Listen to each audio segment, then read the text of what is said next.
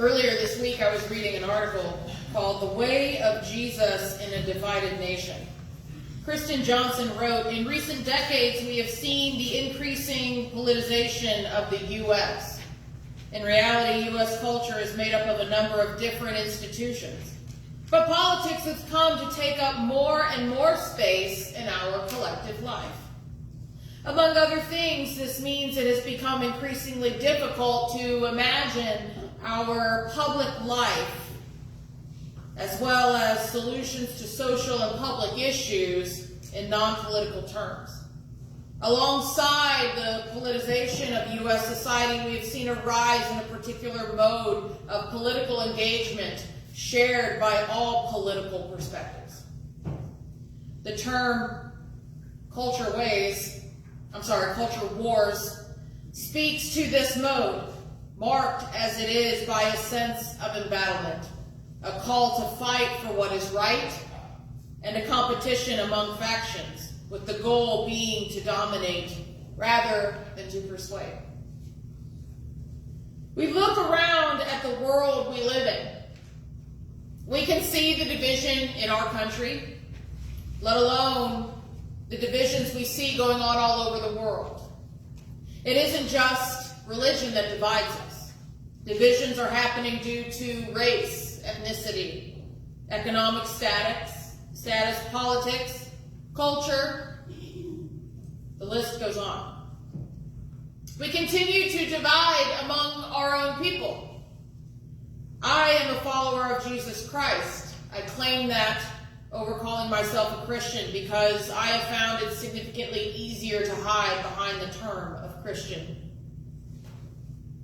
I have had my fair share of conversations surrounding this topic of division and this topic of how Christians are to blame. I've had my fair share of conversations surrounding the very topic of what we're going to get into today. I want us to think about the difference between a Christian and a Christ follower before we dive into today's message, because it plays a huge part into what I'm going to be teaching about. There's a reason, like I said, I call myself a follower of Christ. It's harder to hide behind.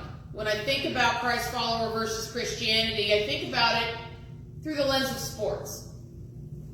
Think of the Christ followers as the players, the coaches, maybe even the referees, versus the Christians who are the fans in the stadium. The coach and the players represent Christ followers. They are giving 100% of their time, energy, and dedication. Christians represent the fans in the stadium. The fans sit back. They watch the team do all of the work. They wear the jersey with the name on it. They want the title without the discipline. They are there to cheer on, to show loyalty to the team until someone on the team messes up. And then maybe they start wearing a different jersey. Not necessarily leaving the sport, just changing teams. Kind of like we see in our own body of people. If you don't like something one denomination has, you can either leave and change, or maybe you split because of your own thoughts. We see it all around us. There's a big difference between being a Christ follower and a Christian. One of these comes with a much bigger cost. Being a Christ follower means truly understanding and honoring the fact that Christ died for you to have a new chance every day. Being a Christ follower means that you are committed to walking in obedience in God's word every day. You're surrendering your life in its entirety to God and his plans for you. Being a Christ follower means you are willing to become and or already are a fisher of people. This means you are prepared to share your faith with others and to help others grow. This also means accepting people for who they are, not where we think they should be. Being a Christ follower means being accountable for the missteps that we're going to make because we have free will and because we're not perfect.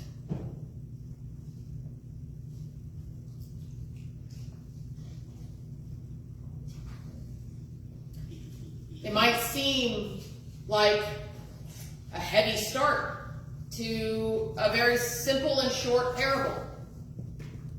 Let us look to the Gospel according to Matthew chapter 13. I'm going to read verses 47 through 50. Once again, the kingdom of heaven is like a net that was let down into the lake and caught all kinds of fish. When it was full, the fishermen pulled it up on the shore. Then they sat down and collected the good fish in baskets, but threw the bad away. This is how it will be at the end of the age. The angels will come and separate the wicked from the righteous and throw them into the blazing furnace, where there will be weeping and gnashing of teeth.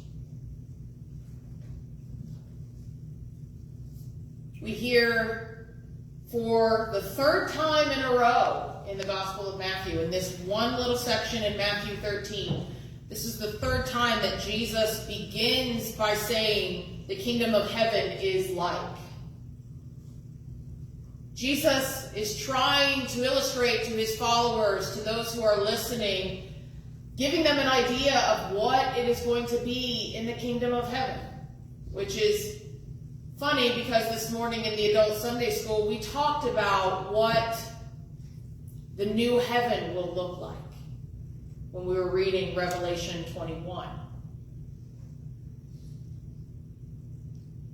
Now, I know I've got several fishermen in this group, people that like to fish. And I know my dad is a huge fisherman as well. Anyone know what a dragnet is? Pat, what's a dragnet? The net is pulled along or below the surface, and it goes whatever happens to be in the way, and then you have to separate them when you pull the net. Right. So the dragnet is a giant net that's kind of let off the side of the boat, and it's literally drug along the surface or behind the boat as the boat moves, and it catches anything and everything in its path. And then once it's pulled in, the folks on the boat have to sit and separate the different types of fish. Now, let's think about what the disciples had to be thinking of this image, because Jesus' comment is the kingdom of heaven is like a dragnet. I'm sorry, when I think of the kingdom of heaven, I'm not thinking of a stinky fish net in the water. That's not the first thing that comes to my mind. So imagine what these disciples had to be thinking. Can you imagine your teacher, your friend, is trying to help you understand God's kingdom, and he chose a dragnet, of all things, to illustrate this to you. Just before this, he described the kingdom as hidden treasure. And he also described the kingdom as a merchant in search of a pearl of great value. So he goes from hidden treasure to a merchant in search of a pearl of great value to a dragnet. All within the span of 7 verses. He's using this particular parable and imagery to talk about the separation of good and bad. The dragnet would have captured fish of different varieties. The fishing boats would have then needed to sit and to go through them one by one, finding specific types, finding the ones that were good that could go to the market, and having to get rid of the ones that were bad. Jesus is pointing out, telling his followers that the world is divided, and it will be until the very end of time. The church cannot stop this. There's going to be wicked, and there will be just. until there will not be just until the very end of the ages.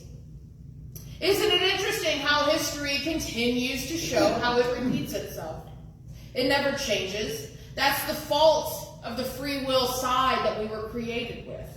We keep doing the same thing over and over, expecting different results. Jesus is using the people sifting through the fish in the net to illustrate that there will come a time when the angels of God will come and assist with the work of the judgment. There will be those that will go to the right, those that would be the fish going to the market, the good fish. And there will be those going to the left. And I'm sure some of you are sitting there going, I'm really glad I got up to come to church to have this lady talk about this very positive uplifting message. Fire, hellfire, and brimstone up here. But my job is to keep it real with everybody. And the reality is, the Holy Book is not all about sunshine and roses. The fact that Jesus had to use this type of imagery to get folks that were following him to even start to comprehend and understand that we are getting in our own way. They were getting in their own way. This isn't even the worst part. The worst part is we hear this, we have this book in front of us, and we keep choosing to do things the hard way. Jesus immediately uses the dragnet to also talk about the fact that there are so many different kinds of fish that will be caught. This was such an important message that Jesus had to get through, especially to the Judaic community. That God's kingdom was not just open to them because they were quote-unquote Jews.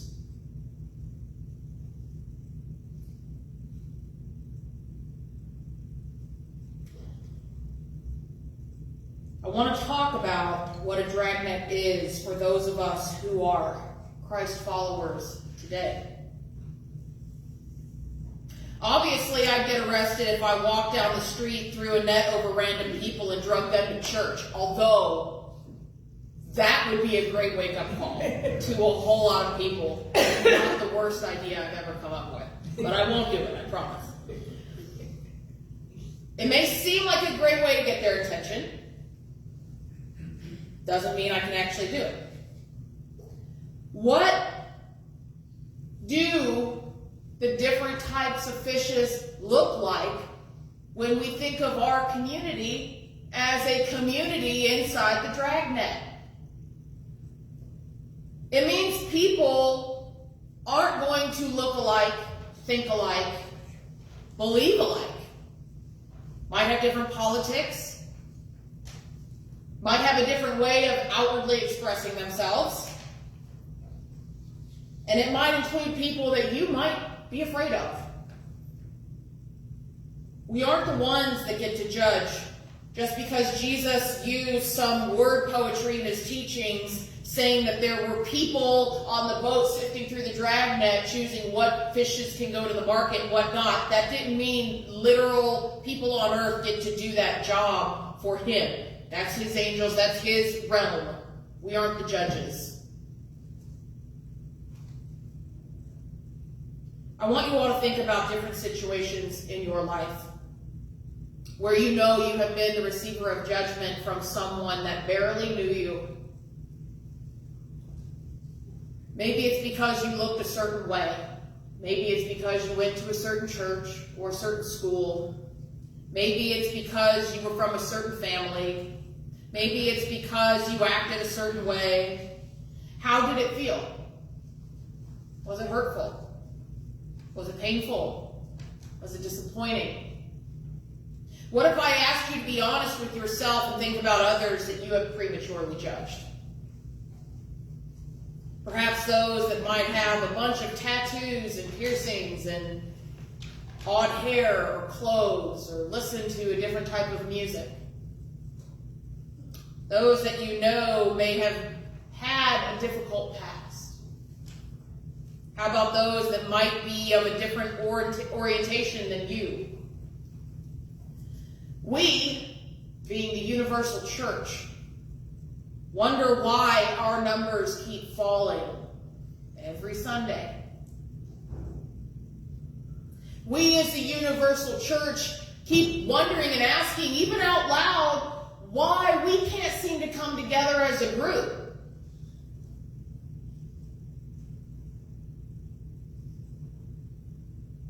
We wonder why churches are closing their doors, why we can't seem to get people in the seats. Perhaps we need to wake up and think about how we are actually treating others that we come into contact with. I'm not here to tell you that you're supposed to agree with everything everyone does. That's not healthy for any one person. But what could happen to folks that may not be like you if you looked at embracing them for who they are and not for where you think they should be?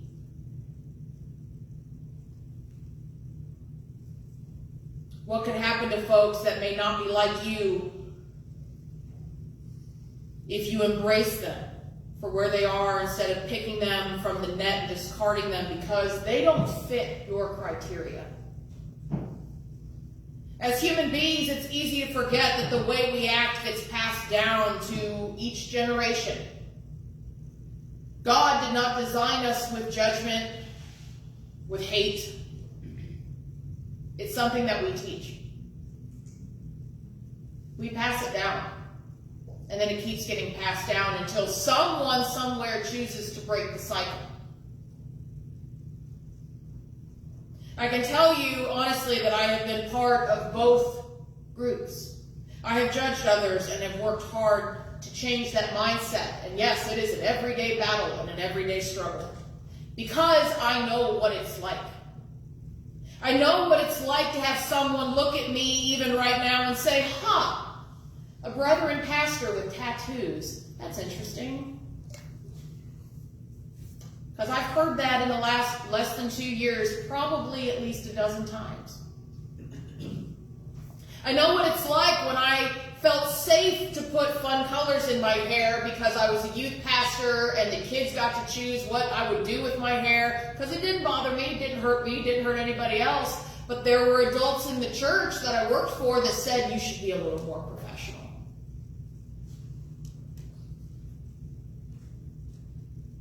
I know what it's like to have had a nose piercing, which I removed right before my chaplain residency because I was looked at in a certain way. So I thought if I changed my outside, maybe some of that perception would go away. I have changed myself and I have molded myself to fit this common mold that Christians try to paint, but I'm not common. And I don't fit into anybody else's box. It's not how God created me. I'm definitely an oddball, and I'm okay with it. I don't think you guys would want me any other way anyway, so. Amen. But think about it. Think about your own story. Things that you've done to change yourself, even if it was for a small time frame. Things that you've done that maybe forced somebody else to change who they were to fit what you wanted. I know that our teenagers go through it. I know that every teenager, we can say that all teenagers through all time have been there, done that. And every generation they have their new battles of what we have. But I've watched even our youth that come to youth group and seen and heard things that they deal with. But where are we as the big kids helping them to realize they don't need to fit someone else's box? The only box they need to be able to fit into, and it's a pretty big box, is God's box.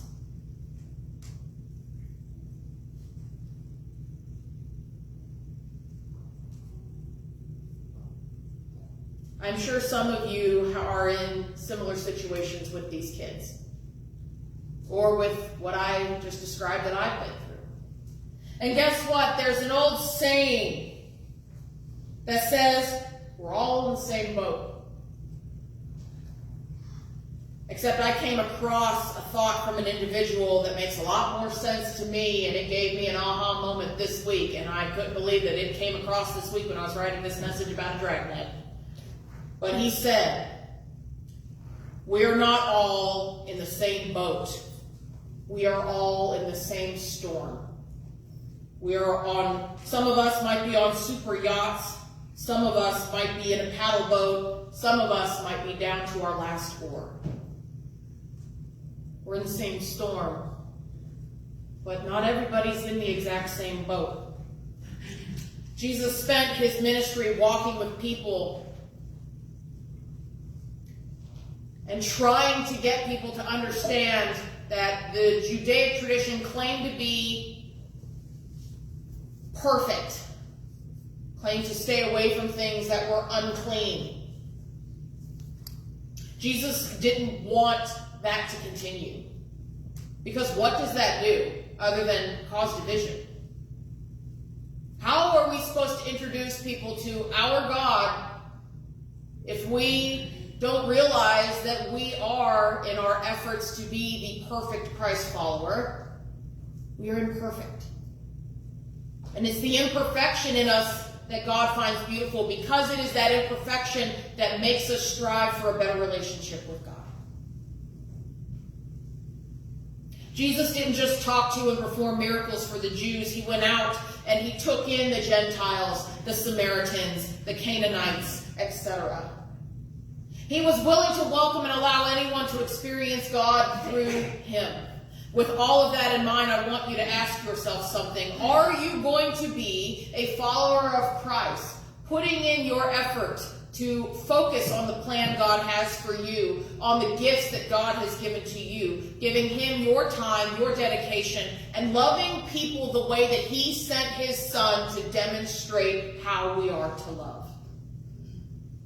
Or do you just want to be the Christian in the stands, the person who's part of the group by name and title, yet sits on the sidelines and watches others do all the work, because all you have to do is show up on Sunday and you're good? I know some of you might be offended by that description, and maybe I rattled a few individuals today by asking you to think about, are you a follower of Christ or are you a Christian? It's a good question, because there are distinct differences. It's a simple fact. When we look at the divided world today, we have to be able to look and know that there is something bigger than us. Do we want to try and help change, or do we want to go with the flow because it's easier? That's the question we have to ask ourselves. Let us pray.